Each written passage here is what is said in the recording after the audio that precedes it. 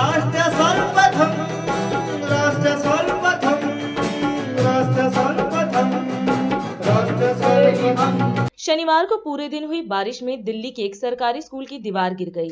घटना की वजह बारिश बताई जा रही है, लेकिन अब इस पर भी सियासत तेज हो गई है। वहीं इस मुद्दे को लेकर बीजेपी ने दिल्ली सरकार पर जमकर हमला बोला। इसी कड़ी में दिल्ली विधानसभा के नेता प्रतिपक्ष रामवीर सिंह बिधूड़ी और सांसद रमेश बिधूड़ी ने एक प्रेस वार्ता को संबोधित किया। इस मौके पर मीडिया से बात करते हुए नेता प्रतिपक्ष रामवीर सिंह बिधूड़ी ने कहा कि यह स्कूल जिसका एक बहुत बड़ा हिस्सा गिर गया है और यह दिल्ली सरकार में शिक्षा मंत्री आतिशी के विधानसभा क्षेत्र कालकाजी में पड़ता है। उन्होंने दावा किया कि कुछ महीने पहले ही इस स्कूल में नवनिर्माण किया गया था। 24 घंटे पहले कालकाजी विधानसभा क्षेत्र में जिस क्षेत्र की नुमाइंदगी दिल्ली की शिक्षा मंत्री श्रीमती आतिशी करती हैं, स्कूल की बिल्डिंग का एक बड़ा हिस्सा गिर गया। अभी तक वो मौके पर गई नहीं। श्री रमेश बिधूड़ी जी क्योंकि उस एरिया को रिप्रेजेंट करते हैं पार्लियामेंट के मेंबर के रूप में, वे मौके पर जा सकते हैं, लेकिन आतिशी मौके पर नहीं गई।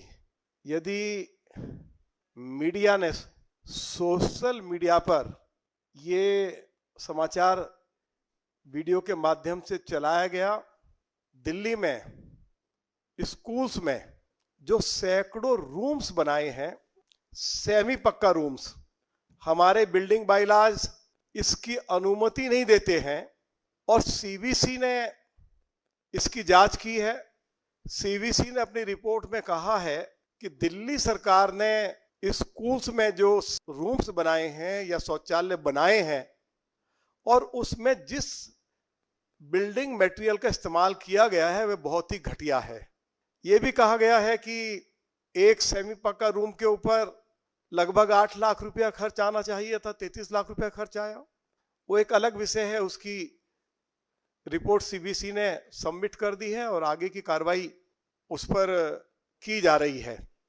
दूसरी बात मुझे ये कहनी है कि दिल्ली में जब जल भराव होता था, मैं इस साल की बात नहीं कर रहा हूं, पिछले साल की बात कर रहा हूं, तो अरविंद केजरीवाल और उनके मिनिस्टर्स की ओर से ये कहा जाता था क्योंकि नगर निगम अपना काम ठीक से नहीं कर पा रहा है, इसलिए दिल्ली में ये जल भराव हो रहा है।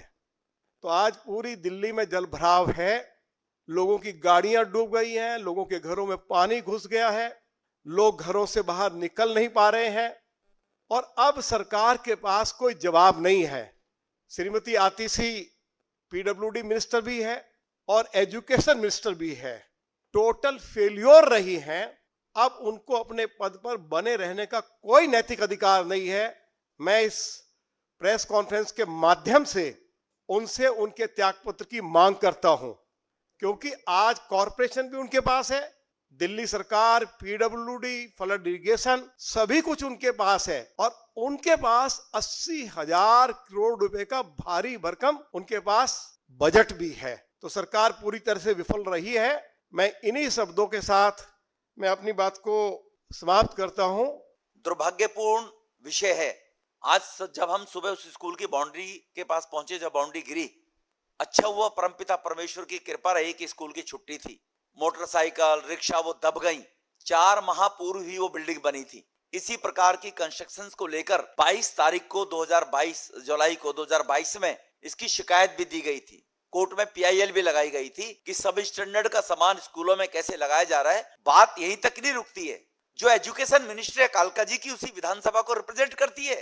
दूसरी तरफ अभी जो बरसात की बात वो कहते थे, एमसीडी के कारण वाटर लॉगिंग हो रही है। दिसंबर में सरकार में आ गए थे, दिसंबर से आप सरकार चला रहे हैं। 400 करोड़ रुपया आपने एमसीडी का कभी नहीं दिया। दिल्ली की स्थिति को देखते हुए झगड़ा बीजेपी से था, पैसा देना चाहिए था। इस एमसीडी में आने के बाद आपने रिलीज कर दिया। क्या हालत है। निवासपुरी के अंदर पीडब्ल्यूडी जल बोर्ड का नाला, उसको तोड़कर कॉलोनी की तरफ मोल्ड कर दिया। जब वो पानी का आगे बंद होकर लोड नहीं ले रहा था, वो नाला आगे से ब्लॉक था। जो सफाई दो, जैसे रामवीर जी ने कहा, जो सफाई व्यवस्था 3 महीने में करनी थी, आप एमसीडी में रहते हुए, मेयर आपकी रहते हुए आप क्या करते रहे। जो स्कूलों में घोटाले हुए हैं, उन घोटालों को लेकर जो 4 महीने पहले स्कूल की दीवार बनाई गई और बाउंड्री गिर गई, 6 फुट ऊंची बाउंड्री और कम से कम 40 मीटर लंबी बाउंड्री, उसके बारे में जवाब हम मांगने के लिए यहाँ पर आए हैं। बहुत बहुत धन्यवाद। राष्ट्र सर्वप्रथम